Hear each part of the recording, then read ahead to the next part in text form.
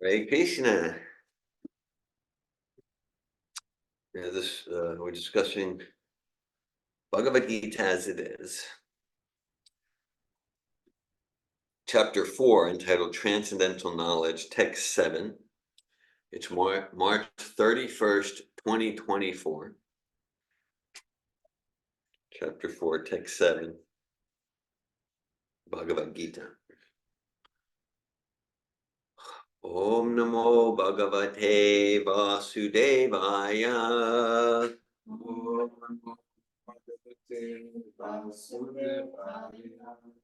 Om Namo Bhagavate Vasudevaya.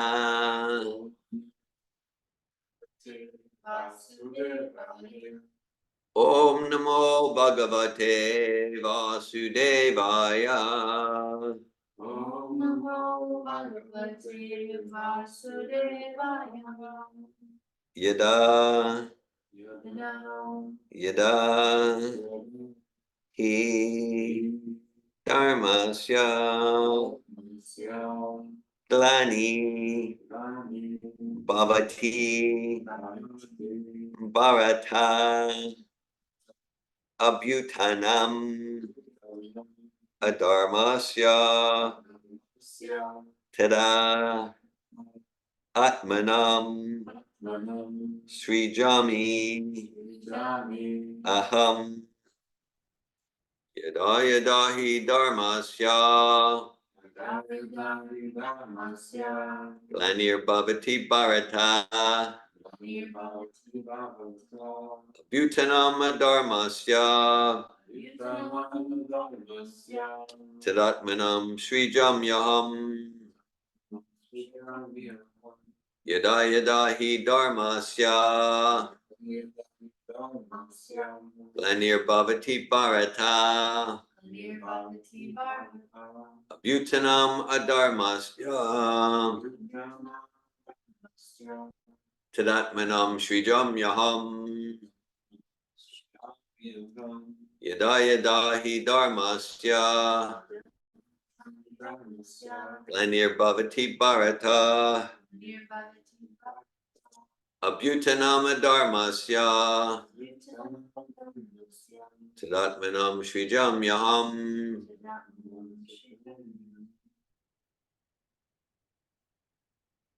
If someone else would like to chant the verse. Yada Yada Hi Dharmasya Yada Hi Dharmasya Glanir Bhavati Bharata Glanir Bhavati Bharata Abhutanam Dharmasya Abhutanam Dharmasya Tadatmanam Srijam Yaham. Tadatmanam Srijam Yaham. Online, Bhakti Oasis. Yada Yada Hi Dharmasya Yada Hi Dharmasya Glanir Bhavati Bharata Glanir Bhavati Bharata Abhutanam Dharmasya Abhutanam Dharmasya Tadatmanam Srijam Yaham. Tadatmanam Srijam Yaham. Yada Yada Hi Dharmasya Yada Yada Hi Dharmasya Glanir Bhavati Bharata Glanir Bhavati Bharata Abhutanam Dharmasya Abhutanam Dharmasya Tadatmanam Srijam Yaham. Tadatmanam Srijam Hare Yaham. Krishna. Would anyone else like to lead the chanting of the verse? Okay, we'll go to the word meanings. Yada, whenever. Yada, wherever. He, certainly. Dharmasya, of religion. Glani, discrepancies. Bhavati, manifested becomes. Bharata, O descendant of Bharata.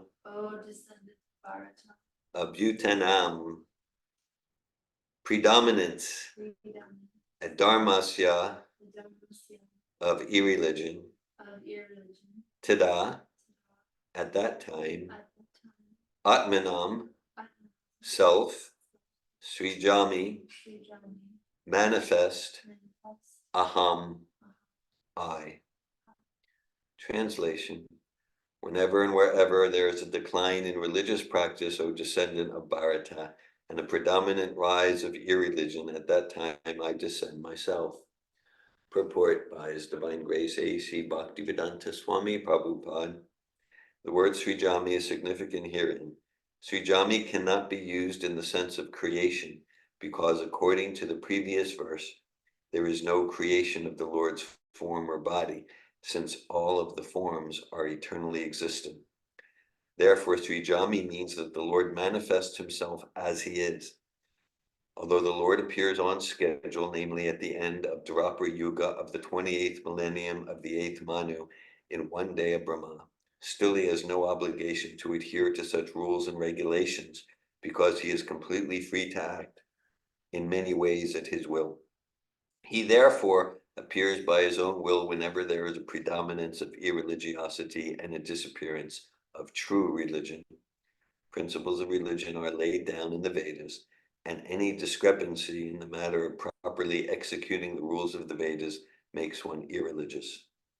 In the Bhagavatam, it is stated that such principles are the laws of the Lord. Only the Lord can manufacture a system of religion. The Vedas are also accepted as originally spoken by the Lord himself to Brahma from within his heart. Therefore, the principles of Dharma or religion are the direct orders of the Supreme Personality of Godhead, Dharmam tu Sakshat Bhagavat Vanitam. These principles are clearly indicated throughout the Bhagavad Gita. The purpose of the Vedas is to establish such principles under the order of the Supreme Lord, and the Lord directly orders at the end of the Gita that the highest principle of religion is to surrender unto him only and nothing more. The Vedic principles push one towards complete surrender unto him, and whenever such principles are disturbed by the demonic, the Lord appears. From the Bhagavatam, we understand that Lord Buddha is the incarnation of Krishna, who appeared when materialism was rampant, and materialists were using the pretext of the authority of the Vedas. Although there are certain restrictive rules and regulations regarding animal sacrifice for particular purposes in the Vedas, people of demonic tendencies still took to animal sacrifice without reference to the Vedic principles. Lord Buddha appeared to stop this nonsense and to establish the Vedic principles of nonviolence. Therefore, each and every avatar or incarnation of the Lord has a particular mission, and they are all described in the revealed scriptures. No one should be accepted as an avatar unless he is referred to by scriptures. It is not a fact that the Lord appears only on Indian soil. He can invent himself anywhere and everywhere, and whenever he desires to appear. In each and every incarnation, he speaks as much about religion as can be understood by the particular people under their particular circumstances. But the mission is the same, to lead people to God consciousness and obedience to the principles of religion. Sometimes he descends personally, and sometimes he sends his bona fide representative in the form of his son or servant or himself in some disguised form. I'll just unpack that sentence we just read. Right today, from my understanding, is Easter, and so it's like the resurrection of Christ, right? So Prabhupada writes, sometimes he descends personally, and sometimes he sends his bona fide representative in the form of his son. I'm pretty sure there Prabhupada's referring to Jesus, son, known as the Son of God, or servant. I'm pretty sure there Prabhupada is referring to, at least to some extent, to Muhammad, the Abdallah, servant of God, servant of Allah, Abdallah, or himself in some disguise there, in some disguised form. We can understand Prabhupada's like referring, at least to a large extent, to Sri Chaitanya Mahaprabhu. 1 week ago was Sri Chaitanya's appearance day. Sri Chaitanya Mahaprabhu is Prahlad Maharaj, millions of years ago, predicts the appearance of Lord Chaitanya. He says, Prahlad Maharaj says to Nrsingadev, you, Krishna, you're going to appear in the Kali Yuga in a concealed form. That's Lord Chaitanya. The principles of the Bhagavad Gita were spoken to Arjuna and, for that matter, to other highly elevated persons because he was highly advanced compared to ordinary persons in other parts of the world. 2 + 2 = 4 is a mathematical principle that is true both in the beginner's arithmetic class and in the advanced class as well. Still, there are higher and lower mathematics. In all incarnations of the Lord, therefore, the same principles are taught, but they appear to be higher and lower in various circumstances. The higher principles of religion begin with the acceptance of the 4 orders and the 4 statuses of social life, as will be explained later. So that refers to Varna ashram, 4 varnas, 4 ashrams. The whole purpose of the mission of incarnations is to arouse Krishna consciousness everywhere. Such consciousness is manifest and non-manifest only under different circumstances. Om Jnana-timirandasya Gyananjana Shalakaya Chakshurunmilitam Yena Tasmai Shri Gurave Namaha Shri Chaitanya Manobhishtam Stapitam Yena Bhutale Svayam Rupa Kadamayam Darati Svapadantikam Vandeham Shri Guru Shri Utapadakamalam Shri Gurun Vaishnavamscha Shri Rupam Sagrajatam Saganaraganatan Vitam Tam Sajivam Sadvaitam Savadutam Parijana Sahitan Krishna Chaitanya Devam Shri Radha Krishna Padan Sagana Lalita Shri Vishakan Vitamscha Hey Krishna Karuna Sindhu Dina Bandhu Jagat Pate Gopisha Gopika Kanta Radha Kanta Namostute Tapta Kanchana Gaurange Radhe Vrindavaneshware Vishabhanu Sute Devi Pranamami Hari Priye Pancha Kalpata Yubhyascha Kripa Sindhu Bhyevacha Patitanan Pavanebhyo Vaishnavebhyo Namo Namaha Jai Shri Krishna Chaitanya Prabhu Nityananda Shri Advaita Gadadara Shri Vasari Gaura Bhakta Vrinda Hare Krishna Krishna Krishna Hare Hare Hare Rama Rama Rama Hare Hare Nama Om Vishnu Padaya Krishna Prestaya Bhutale Srimate Bhaktivedanta Swami Niti Namine Namaste Saraswati Deve Gauravani Pacharine Nirvishesha Shunyavadi Paschatya Desha Tarine Bhagavad Gita Chapter 4 Text 7 Yada Yadahi Dharmasya Glanir Bhavati Bharata Abhutanama Dharmasya Tadatmanam Srijam Yaham. Whenever and wherever there is a decline in religious practice, O descendant of Bharat, and a predominant rise of e-religion, at that time I descend myself. So of course this, even this word religion can be a very emotionally charged conception, like, okay, religion is some rules and regulations that cause lots of wars and dissension between people. If we look at the essence, actually, if we get to the etiological roots of the word religion, it's the same as yoga. It's actually the same as yoga. It means we can see the root leg, like leg, religion, leg or Lego, connection, just like yoga and means connection. Like in essence, yoga is not about some postures or breathing exercise. It's not the essence. And so the essence is connection with self, connection with source, connection with God, like that. So it's really the same as yoga in essence. And so Prabhupada starts the purport here, referencing the word Srijami. Srijami cannot be used in the sense of creation because according to the previous verse, there is no creation of the Lord's form or body, since all of the forms are eternally existent. So, yeah, like material forms are created. They didn't exist, and then they create material form. But spirit, and not just the Lord's forms, but ourselves, we are the spirit soul. We can say we're created by Krishna, but that's more precisely, Krishna is our source. Krishna emanates energies. and so the energies are eternal. The forms that the material energy takes are temporary. And just like as an analogy, yes, so we can say that never is there a time where the sun exists without the sun rays, right? It's not, like in one sense, it's not true to say there was the sun and then there was the sun rays. The sun rays exist simultaneously with the sun. Still, it's correct to say that the sun rays emanate from the sun. The sun globe is the source of the sun rays. So similarly, as Krishna emphasizes right at the beginning of Bhagavad Gita, Natvevaham jatunasam, Natvam name janaripana chevana bhavishyama sarvevayama tatparam.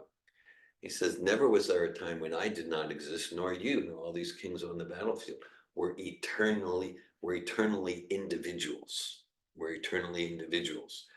So in one sense, we, the spirit soul, we're not created. Still, Krishna is the source, just as the sun is the source of the sun rays. And so this, yes. So this principle, this verse, Prabhupada's clearly referencing Jesus, so I thought this could be a particularly appropriate verse today. In one sense, yeah, that we all get resurrected when the body's killed.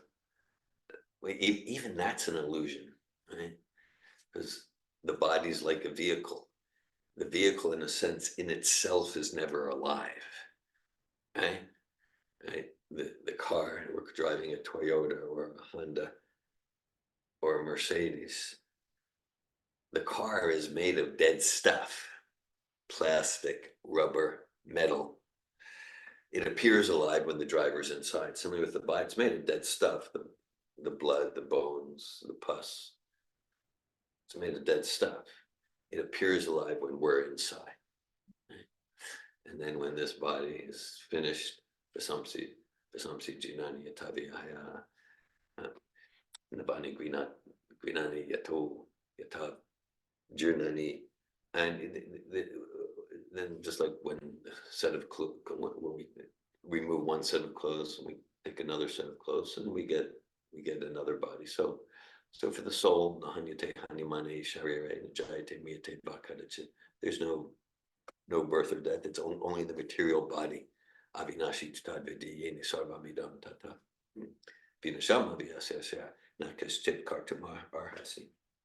Only the material body of the spirit soul is subject to death. And so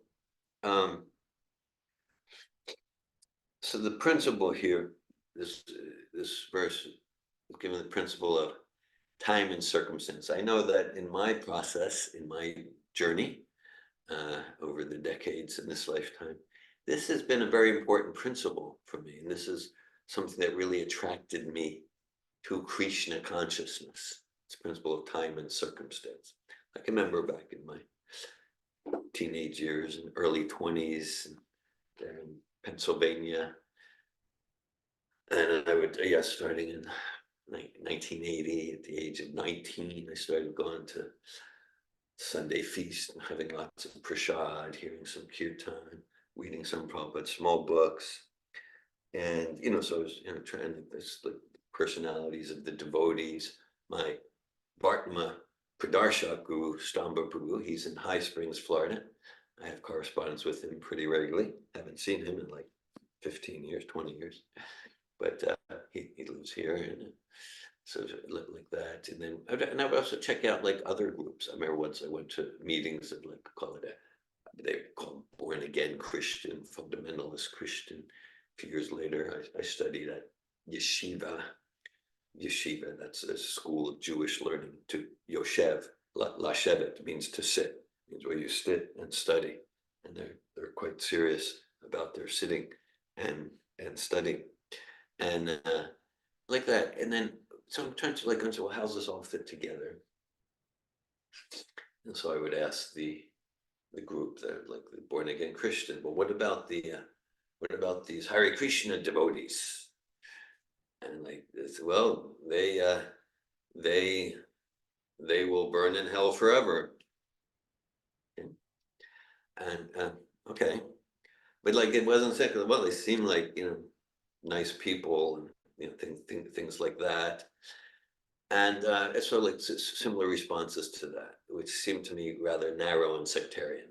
Okay, but then from the devotees, from Prabhupada, we're getting just this kind of, we get the meta view, that God, the supreme entity, the supreme teacher. Now he gives, and that's what Prabhupada's emphasizing. He gives knowledge. He gives knowledge of truth in himself according to time and circumstance, just like right any expert teacher, right? Yeah, maybe some children they're very visual, so you know how to connect with them. Some children you just kind of touch their hand, tactile. Some by hearing. Some if they move their body, then they're more able to receive knowledge at different age, like that. So that's why. So we get the essence is that this Bhagavan, the supreme person, we would think he's an expert educator. So he's speaking to his different children, meeting them where they're at, and giving knowledge in a way that they'll gradually advance in realizing who they are, how to be happy, higher purpose of life, to know and to develop love of God. That's why okay, the essence is the same in any bona fide spiritual teachings, and the details might be different. It's not, oh, it's a contradiction. You're going to burn in hell forever. We have to have war. Okay, like that. So only from Srila Prabhupada and his representatives was I getting that, and that was like satisfying for my sense of common sense and intelligence, rather than if someone's not in our group, they'll burn in hell forever. Okay, so this was a very important principle for me, to be like, yeah, this is actually intellectually just like so much more satisfying than anything I was getting anywhere else. And this principle of time and circumstance, it explains so much. It explains so much. So and even within a particular spiritual literature, say like, okay, so like both in the Vedas, and that's described here, in the Vedas, and let's say the Bible, there's killing animals and meat eating. Okay, that's there. And at the same time, if we look, say, at the Old Testament, if we look at the Old Testament, then it's right in the first chapter of Genesis. That's the first book of the Old Testament. The first chapter of Genesis, God makes it very clear that the appropriate diet for humanity is vegetarian, grains, fruits. Very clear. All right. Then later, like there's what's called the Noahide laws, right? People are familiar with like the Ten Commandments. Actually, it's described that in the Old Testament there's 613 commandments. Okay. 613, and something like about 413 are relevant now, and another 200 are relevant when the Messiah comes. Of course, many would say the Jews missed the Messiah because that was Jesus, but that's a whole nother discussion. We're not going to go here. But so the Noahide laws are like those laws, even for non-Jews. I'm not going to get into the whole thing, but the idea is like one of the Noahide laws, means from the time of Noah, is, for example, to not slice off the limb of an animal and just start chewing on the limb, right? And okay, so God's giving a commandment in the Old Testament, this Krishna, you know, or Brahma, who's ever speaking there. So what's that mean? It means people were doing things like slicing off the limb of an animal and chewing on the limb. Okay. Now we can see, like in Bhagavad Gita, Krishna doesn't need to instruct Arjuna, don't torture animals. Okay, it's like Arjuna is this like a very elevated soul. Okay, but in the beginning, the ideal is no, don't kill animals at all to satisfy your taste buds and your belly. But if you can't do that, at least minimize the torture. And then they develop, and then in the Old Testament, there's the whole development of the laws of kashrut, which, and actually if someone's committed to consume only Krishna prasad, we're automatically kosher. We're automatically kosher. Okay. So that's just one example of the time and circumstance. And also the Vedas. There are Vedas that describe about killing goats and saying mantras and things like that. So that's not the, and so those parts of the Vedas that sanction, give permission for animal killing, just like in the time of Jesus, they were being very misused. They were being terribly misused. And so Krishna appeared, Shaktivesh avatar, in the form of the Buddha. Ahimso paramo dharma. Right, so Buddha's, that's like an aphorism from the Buddha. The highest principle is non-violence. Non-violence. That's the highest principle. Like that. So that's interesting that in some sects they go in the name of following Buddha, they're actually eating meat. Very interesting. So the Buddha could see that this is kind of hopeless. This is kind of hopeless. That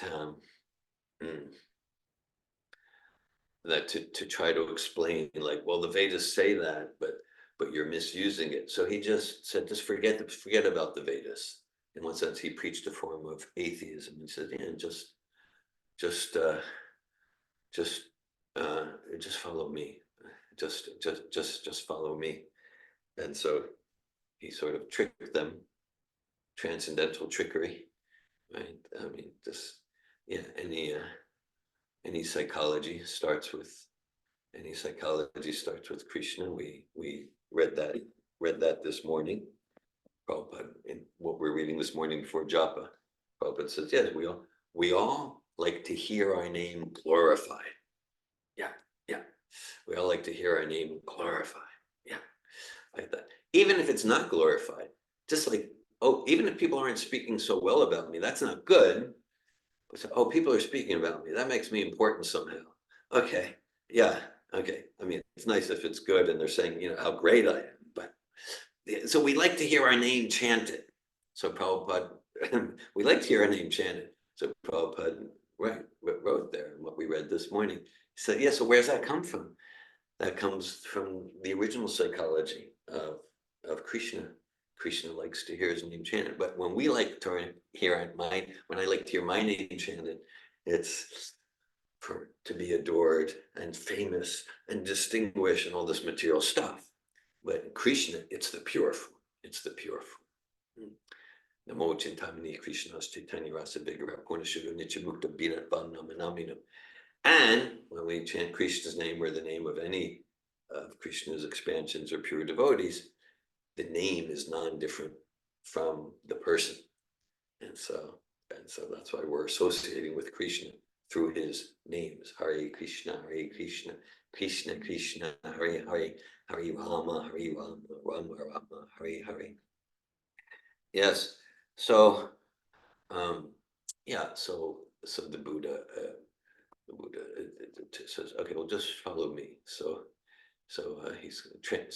Krishna, so we all have this kind of cheating, tricky nature. We all have that in us. So Krishna says in Bhagavad Gita, amongst tricksters, you can't beat me. So but when Krishna is doing trickery or cheating or stealing, it's sublime and it's purifying. Okay, like that. And so all those psychological propensities, the pure radiant light form, that starts with Krishna. What exists in the effect must exist in the source in its pure form. So Buddha kind of tricked people to follow him like that. So, and then Prabhupada gives the mathematical example to understand time and circumstance. If we can, let's just say let's say there's someone who's a math teacher, a math professor. So their goal, their mission is whoever they contact, that person's going to enhance their knowledge of math and their enthusiasm to learn more math, right? And so if they're talking to a first grader, okay, 2 + 2 is 4, right? Like that. And if they're talking to a grad student, they'll be talking about explaining about tensors and integral calculus. Okay, so they say, so there's no partiality, there's no bias. This is equality, meeting everyone where they're at and giving them knowledge to progress, to progress. So again, we would expect that the Supreme Person is the supreme educator and is expert in that process. And then we can get, okay, it can get problematic if so let's say if the first grader is looking at the differential calculus book, and the first grader and looking at integral calculus, and the first grader sees all these squiggly lines. This is of the devil. This isn't math. I know math. Math is 2 + 2 is 4. This squiggly lines, this is of the devil. Okay. So then, okay, it can also be problematic that if someone is in some ways ready to receive higher algebra and trigonometry and integral calculus, and they develop a demeaning attitude towards someone who's learning 1 + 1 is 2 in their basic multiplication tables. Such a demeaning attitude, that also causes wars. That also causes wars. So just looking at it here. And so principle of time, and certainly for me that was very, that helped me to see that kind of like anything that's anywhere that's here in Bhagavad Gita, and like Bhagavad Gita, Srimad Bhagavatam, it includes what's good, true, and beautiful, and valid in other spiritual paths. It includes it and transcends it. It includes it, and for example, and just like here, it connects the dots as principle of time and circumstances, and so.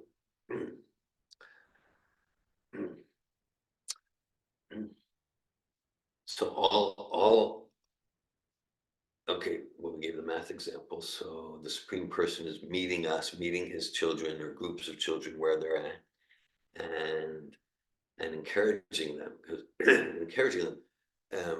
with like maybe like something like karma yoga. Okay, look, follow these basic dharmic principles. And in Dharma, Prabhupada makes it clear, the conventional definition of religion, Dharma doesn't really define it well. Dharma means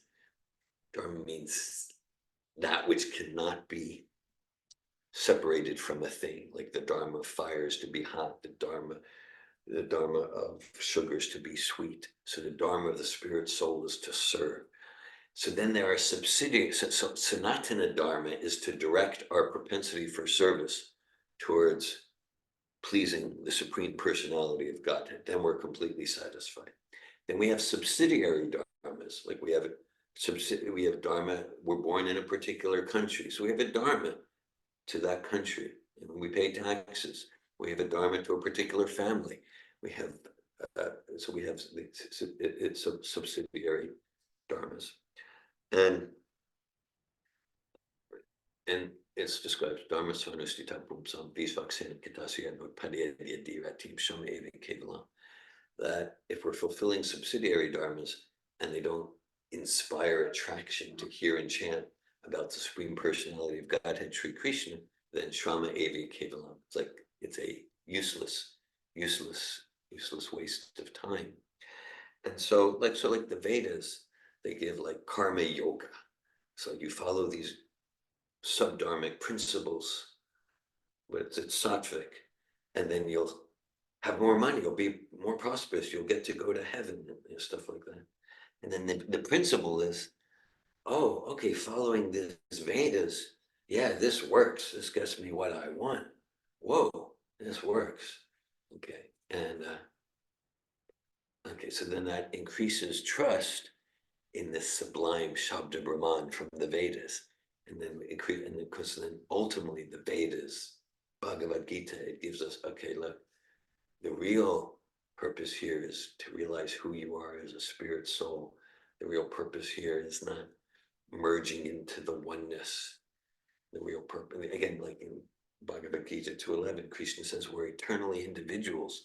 Krishna doesn't say, yes, and when we die, then we all merge into one existence. No, we're eternally individuals. So the Vedas give bhakti yoga, and there's I've shared this before, there's a conversation where Prabhupada was speaking, I think it may have been in Montreal, late 60s, and someone kind of maybe had some sectarian impression, and Prabhupada was talking about Bhagavatam. And so someone asked, like, well, what about someone like Joan of Arc? They said, what about Joan of Arc, Jeanne d'Arc? Maybe having some impression that trying to portray Prabhupada as sectarian. So Prabhupada immediately responded, Joan of Arc, she is also Bhagavatam, like obviously, okay. So yeah, so this isn't like it's not like a conflict. This is about convergence and congruence and confluence. It's not about conversion. It's not about it's not like so wherever someone's engaged in bhakti. Jesus was asked from the Old Testament, of course we understand Jesus did not appear to start something called Christianity. Right? He appeared to fulfill the books of Moses and like that. So Jesus was asked, what's the most important verse in all of the scriptures? Jesus said, love God with all your heart, all your soul, all your might, all your might. It's complete bhakti. Even we mentioned Buddhism. Some of you may have heard me tell this story. Buddhism is known where the idea is the ultimate goal is to realize nothingness. You are nothing, I am nothing, like that. A lot of the human potential personal growth seminars are based on some form of Buddhist philosophy like that. I've been in rooms with hundreds of people jumping up and down, celebrating and chanting, we are nothing, like that. So that's a Buddhism they did. But again, the Buddha was a trickster, and I've shared when this was 2016, I was in Rikun, Switzerland, with the Bonomos, Anandini, Paramatma, Anuk, and Noah, and it's turned out just kind of up the mountain from Rikun, maybe a half-hour walk. There's it's the most prominent Tibetan Buddhist ashram in all of Europe. When the Dalai Lama visits Europe, he stays there. So it was like February, so it was all snowy. We took a walk up, had snowball fights on the way, big fun, and so we got to we got to this Buddhist ashram. We got in, and then so I walked in, And the first thing that impacted me was just the whole mood was full of bhakti. Even though the Buddhists, no, we're all nothing, we're all nothing. There's, like that. But there was this big morty of the Buddha, and there was the brahmacharis with much tender love offering a piece of apple to the Buddha, and someone else offering incense. So, and they're offering, so that's a pure devotee of Krishna. That's a Shaktivesh incarnation. So the trick worked. He brought them to bhakti. Yeah, right. Yes. So Dharma Pujita Kortva Paramniyama Saranam Satam. Second verse of the Bhagavatam, kicking out, rejecting anything in the name of so-called religion that has material motivation. This Bhagavatam propounds the highest truth, which is understood by those devotees who are niyamat saranam, non-envious, fully pure in heart. The highest truth is reality, distinguished from illusion, for the welfare of all. This beautiful Bhagavatam was composed by Srila Vyasadeva, Srimad Bhagavate Mamuni, Krite Kimba Parishara, Sajirija Vajrujate, Trakriti Bishu Shubis Takshana. In the maturity of his literary career, we could put it that way, in the maturity of his literary, and then he, Chakre Satvata Samhita, then he revealed the Bhagavatam out of compassion. So there's different threads in all genuine spiritual traditions, Christianity, Islam, Buddhism. You can see a thread of karma, be good, go to heaven, a thread of jnana, let's renounce and mystically merge into the oneness. And the ultimate teaching in all of those is this bhakti. Well, coming to a close, yes, some of you have probably heard me. I have a particular story related to this text. It's in my book, Krishna, Israel, and the Druze. You know, Ramachandra's familiar with it. You even sent me a video of Kababir, like that. So Kababir is a neighborhood. It's an Islamic neighborhood towards the top of Haifa. And just like, I know when I first came to Israel, 1983, I came on a boat from Greece. Actually, it was a boat from Italy to Greece, and then Greece to Israel, to Haifa port. And it stopped in Cyprus and Crete. Even we spent like about 12 hours in both Cyprus and Crete. And we got to Haifa port, and that was 1983. And so when you approach Haifa, there's Mount Carmel. Lots of lore connected with these. Mount Carmel is where Saint George killed the dragon, and also and burned lots of people to ashes, all sorts of stuff, biblical things there. So right at the top of Mount Carmel, there's these two big minarets. And I'd been in Israel for many years, but I never actually visited there. But then we were staying in Haifa. We had our Sankirtan house in the Hadar section of Haifa, Badi Nisnas. And so one day we decided, okay, let's go there. And this was a few months after we had discovered the Druze, and and just like the Druze, who are Druze, like Hindu, is also a misnomer coined by the Muslims about 1,000 years ago. The Druze refer to themselves as Muwahidun, means Sanatana Dharma, the one eternal consciousness and activity of the spirit soul in devotion to God. But so we went to Kababir, full devotional dress, and so right at the top. So that's where the minarets were, and there was a few of us in the Sankirtan van with lots of books, and we got our carts and we started strolling around separately. And I was a Param Guru, Ishvara Krishna, and so strolling around, like, and I passed the minaret, very beautiful architecture. And I noticed, there was a service going on in the mosque. So we have our Hebrew books. And we also have like Arabic Bhagavad Gita, we have Arabic coming back about transmigration of the soul. So a few Arabic books, lots of Hebrew. In Hebrew, we had Bhagavad Gita, Nectar of Devotion, First Canto, Adi Leela, Krishna book. Okay. And and then I said, oh, so I go and like different shops, no people were around. I mean, almost everyone was in the mosque. And so I peeked in, and some people looked at me. So I circled around another 45 minutes and hardly met anyone. No one was interested in the books, in Prabhupada's books. And I came back again to the mosque area. And as I came back again, I could see people were coming out. The whole service was letting out. People were coming out. Okay.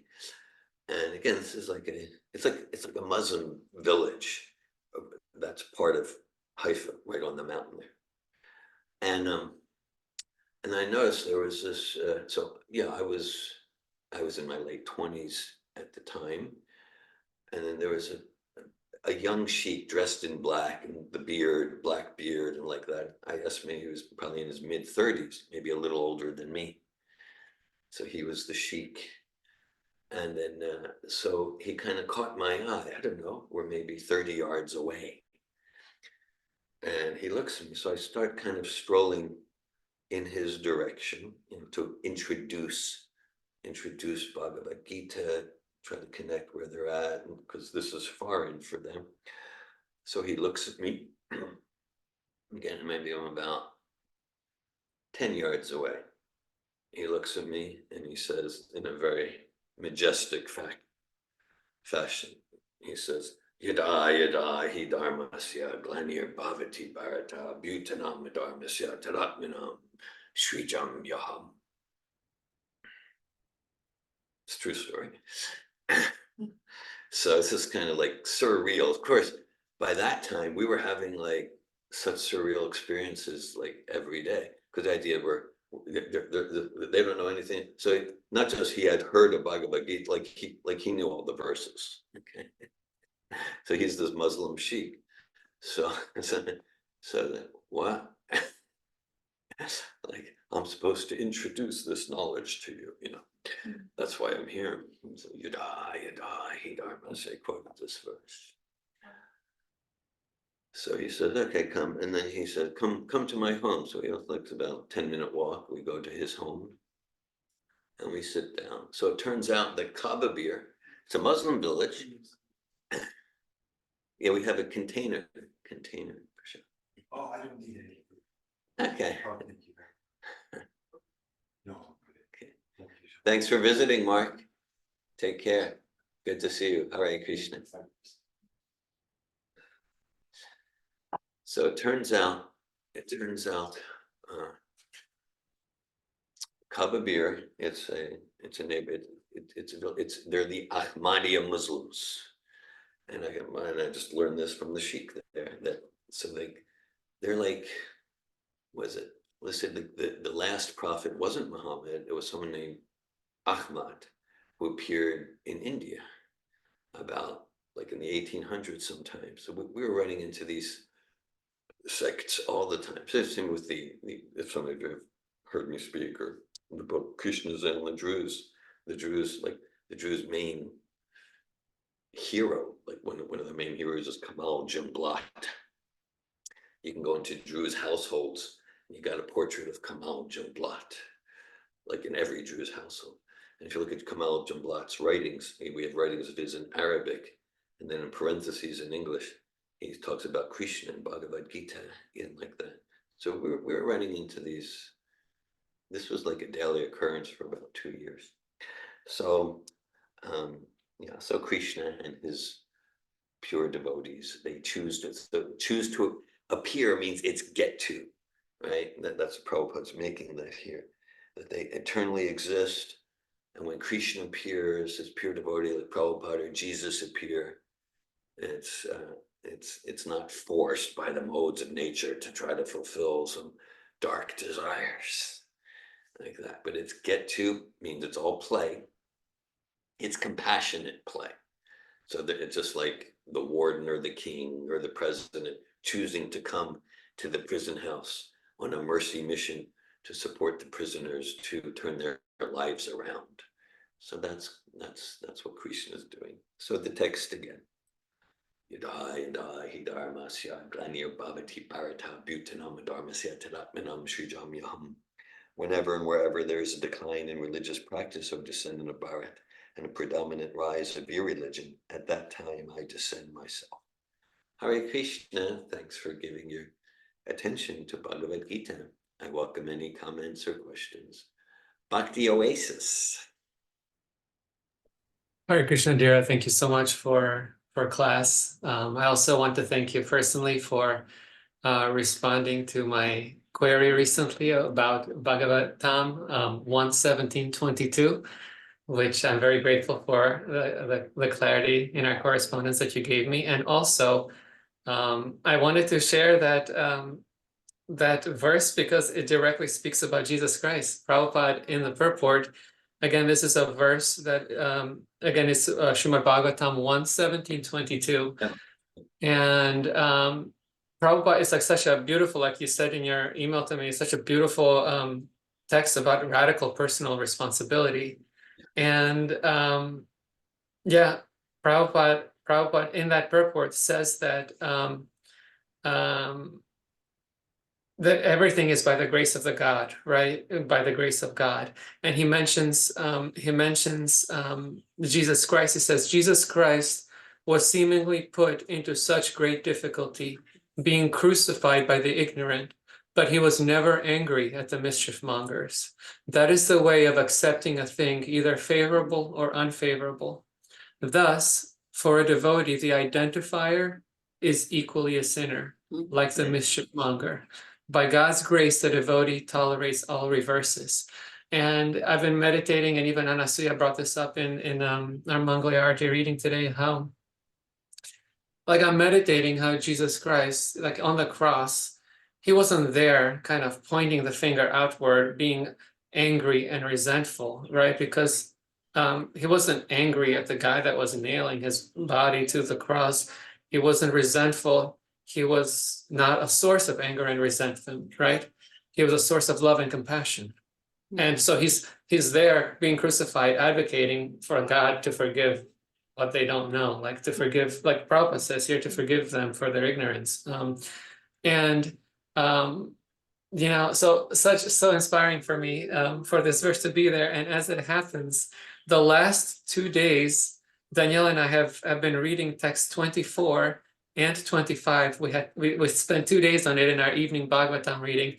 And Prabhupada says here, in the age of Satya, truthfulness, this is Maharaj Parikshit speaking to the bull, which is religion personified, who's in the form of a white bull. And he says, in the age of Satya, truthfulness, your 4 legs were established by 4 principles of austerity, cleanliness, mercy, and truthfulness.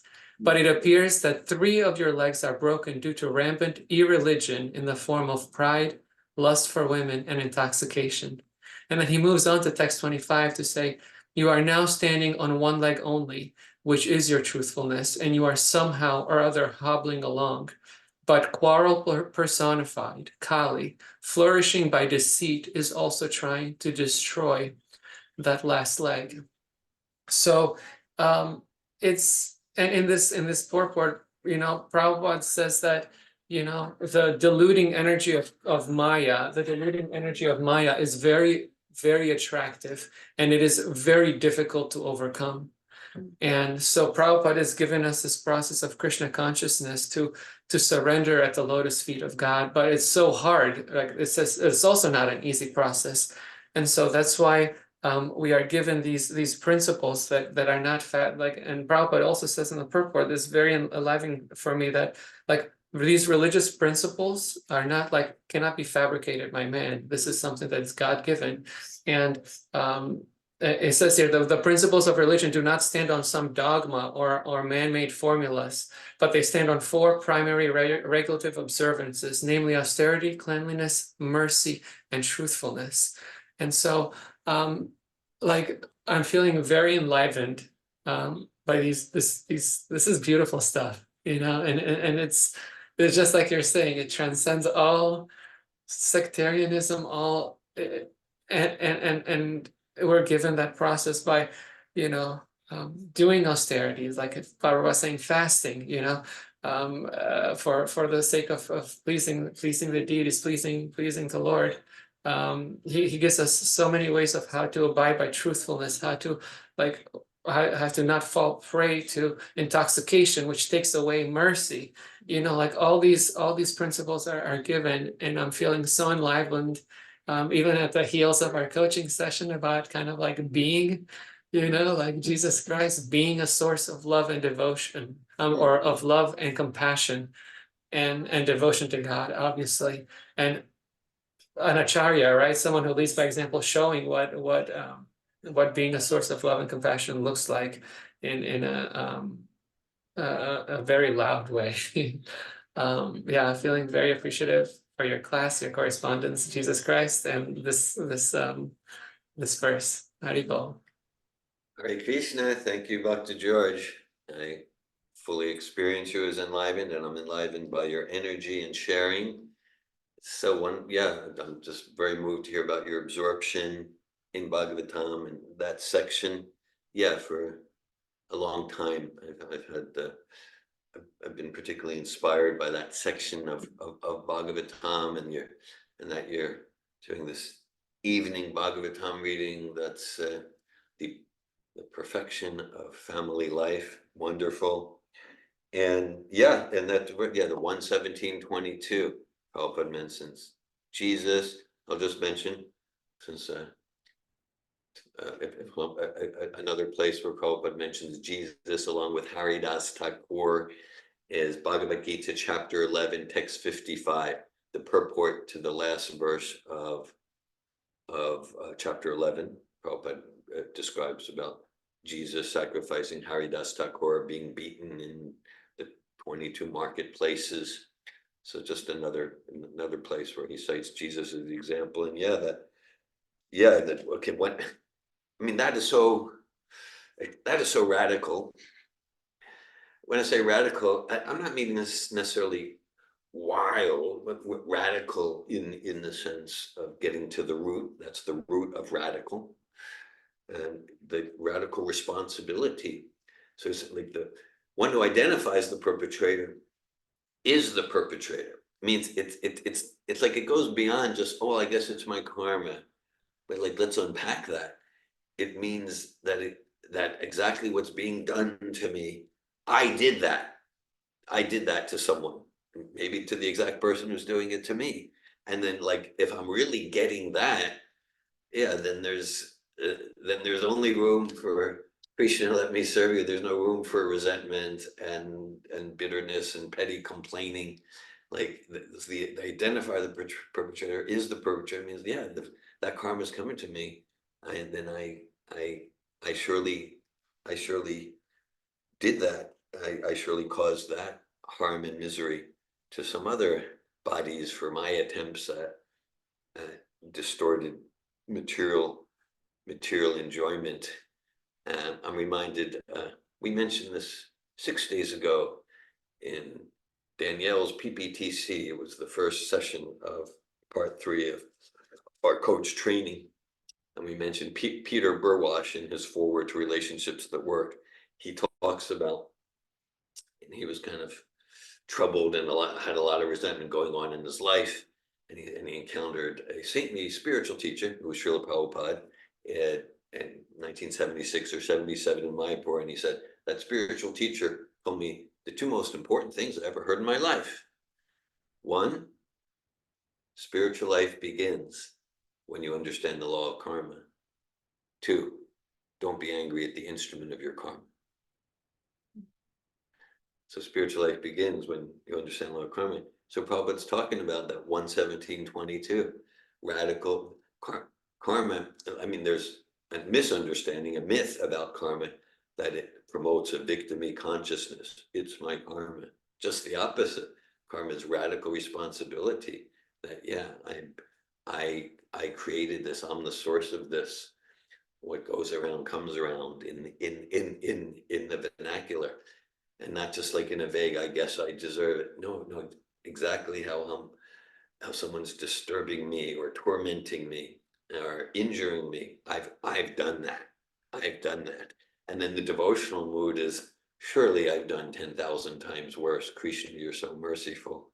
And then that moves us to gratitude, and that sublime example of Jesus on the cross, forgive them, they know not what they do. Hare Krishna. Thank you, George.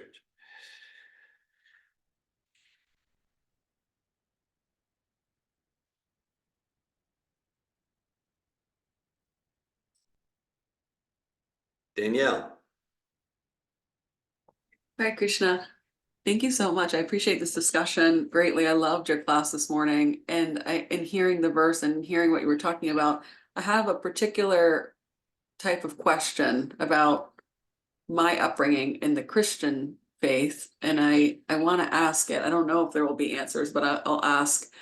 So growing up in the Christian faith, there was this idea of, which kind of fits with like the Vedic conception, that our lives are not meant to be here. Like everything is about afterlife, the conception of heaven. That kind of fits. I get that.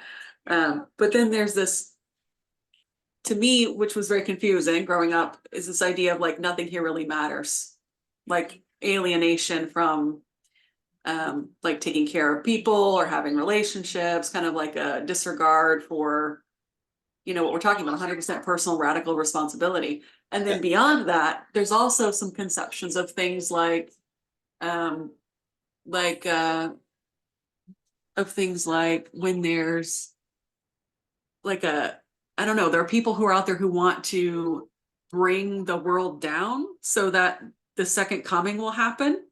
Like there's an idea of like, okay, this stuff doesn't matter so much that we want to like take everyone out. We want there to be like some kind of like irrevocable, you know, like we're talking about here, because Krishna will come back, you know, Jesus will come back. There'll be like a second coming of like once the world has gone wrong enough.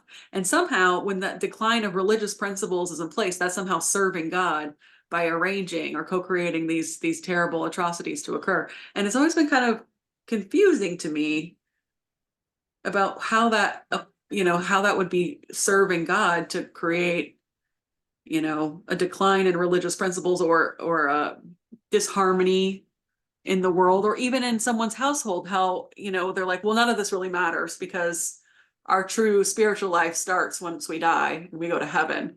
And it seems like such a misguided application of the true principles. So I don't know. It's like, how can this be accepted?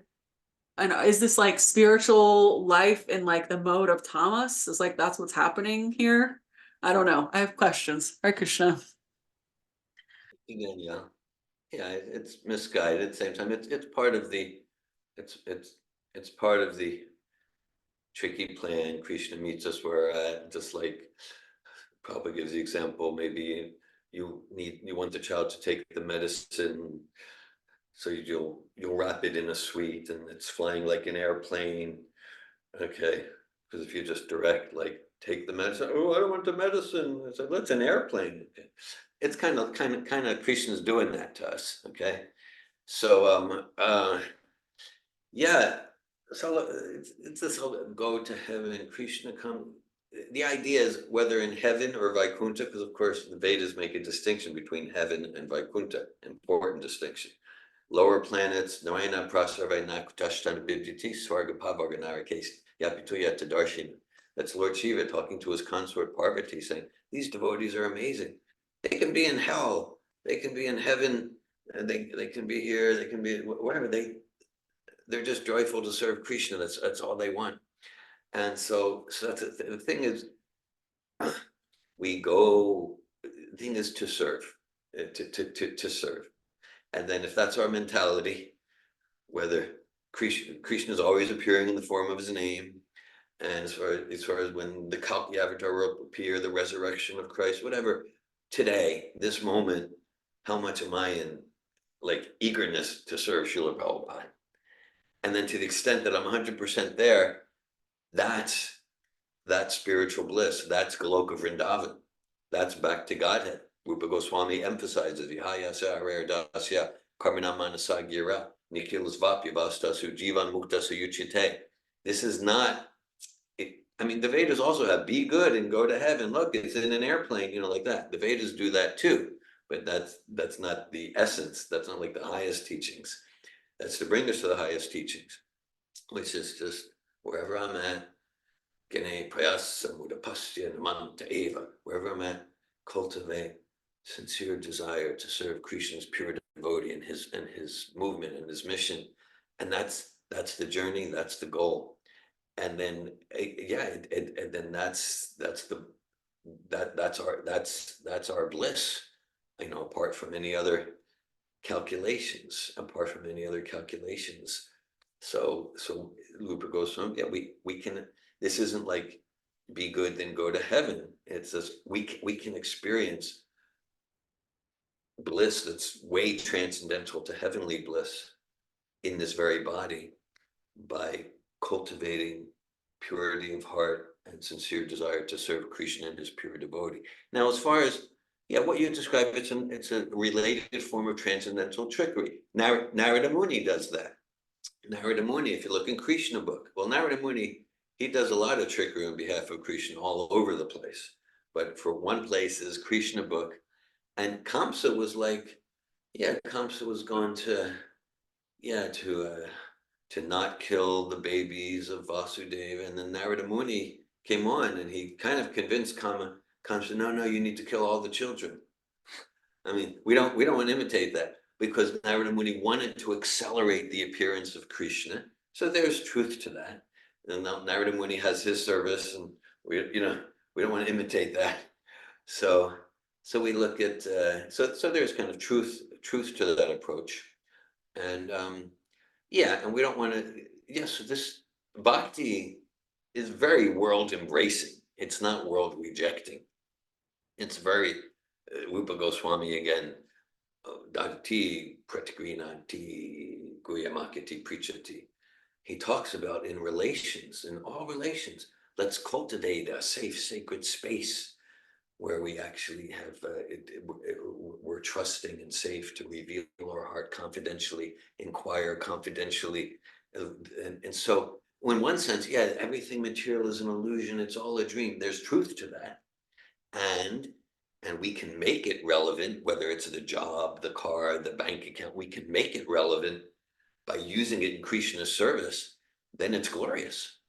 Then it's glorious. So this is, just like Arjuna's bhakti was not to go to the forest and meditate. Arjuna's bhakti was pick up your bow, get involved, participate, fight, take your stand. Oh, that's not spiritual because that's spiritual for you. What is Krishna?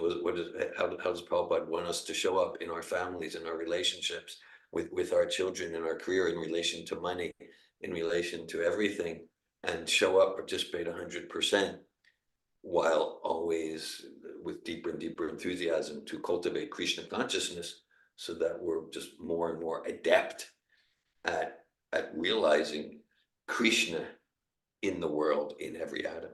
Hare Krishna.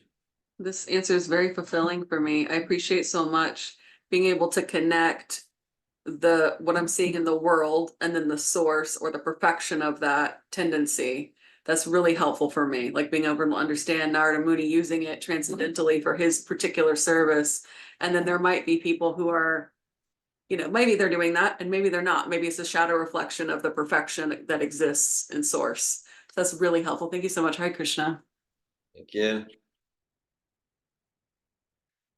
Question. Ramachandra. I wonder how sense of collective responsibility is reflected in the Vedic teachings as opposed to individual sense of responsibility. Like when you mentioned about being perpetrator, the sense of karma. It's, to me at least, it seems like very individualistic, right? I'm responsible, I'm 100% responsible for everything that's happening. And when I put that into like perspective, let's say what's happening in the world collectively, how we can like get together and have a common sense of responsibility over our lives that we create. Is there anything like that in the Vedic sense? I'd say there is. Yeah, thanks for your question. I appreciate where you're going with it. I'd say it is, my understanding. Well, for example, we have the example of Vasudev Dat. Mm. You know, Prabhupada emphasizes what a pure devotee Jesus is. He says Vasudev Dat was even more compassionate. He says that directly. Vasudev Dat in Chaitanya Charitamrita, kind of in the mood of Prahlad Maharaj, he said, yeah, well, I don't want to be liberated like that. He told to Lord Chaitanya, I want to take the karma of all living entities so they can all be eternally blissful. Now, we can also say things like that. I could say that, wouldn't mean anything, but Vasudev Dat, he was actually capable to do that. And Lord Chaitanya said, you know, just from the depth of your desire, and all living entities will be liberated. So Vasudev Dat had that thing, not just for himself, but like for all living entities in the universe at that time. So that's definitely Prahlad Naivod Vijay Pradaratya Vaiktaranyas. Prahlad Maharaj says to Lord Nrsingadev, yeah, I don't want to be liberated till everyone's liberated. Paraduka Dukhi, I'm feeling their pain is mine. That's Vaishnav. That's Vaishnav compassion. And then let's go in a more material sense. Like, okay, we say like, okay, there's the American federal government and they're doing things. And we can imagine it's not all transcendental, probably not even all sattvic. Okay. And yeah, to the extent that I identify as an American, I'm implicated. To the extent that I identify as a member of a particular institution, race, material, religion, then I'm implicated in the good and bad karma that group is collectively accruing. My understanding. And doesn't that create a lot of isolation? The word I'm implicated. Yeah, a lot of idolation. No, isolation from Isolation. other. Yeah. I mean, after all, we are social animals. Yes. Right. So how can I, as an individual, coexist with other, members of my religion, members of our nation, and try to create something sattvic if I'm in a consciousness of implication, how not to be implicated or how to stay aloof and. Right, I appreciate your question. Like how to participate without like going to the forest, stay aloof. So that's the thing, but participate without getting entangled. And so one thing is, to the extent that one cultivates Krishna consciousness, then one becomes less and less interested in identifying with these different groups that are related to material upadis, sarvopadi, vidir muktam, upadis related to color, race, gender. Devotional soul becomes less and less interested in such things. At the same time, one might participate due to practical necessity or even service. And then the key there is to cultivate the lotus consciousness. Right, like that's a Bhagavad Gita metaphor, like Krishna says, like the lotus. Okay, I'll participate because it's my world, or maybe it's even my duty within this material context. I'll participate, just like the lotus is in the water, even grows from the mud, but the lotus flower is transcendental. So I'm participating without getting entangled, always looking to serve the owner of the finger, not the finger. Always to keep the one in front of the zeros, retaining and strengthening my identity as a spirit soul servant of Krishna, serving Prabhupada's mission. And in that consciousness, I might enter into this club or this group or this organization or this country. So it's a matter of consciousness. Thank you, Ramachandra. Bhagavad Gita ki. Srila Prabhupada ki. Hare Krishna. Thank you.